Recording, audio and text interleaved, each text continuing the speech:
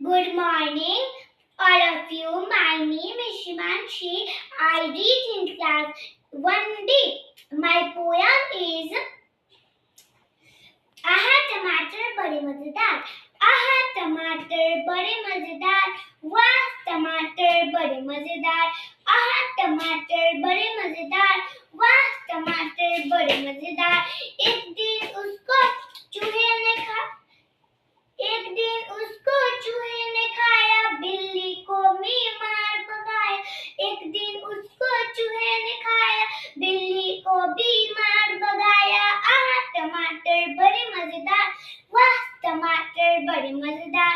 आहा टमाटर बड़े मजेदार। वाह टमाटर बड़े मजेदार। एक दिन उसको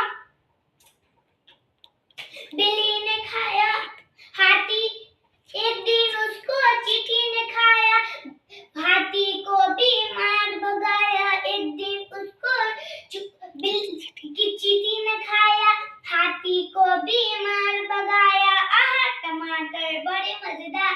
वाह टमाटर बड़े मजेदार। आहा टमाटर बड़े मजेदार। वाह टमाटर बड़े मजेदार। एक दिन उसको पतलू ने खाया, मोटू को भी मार भगाया। एक दिन उसको पतलू ने खाया, मोटू को भी मार भगाया।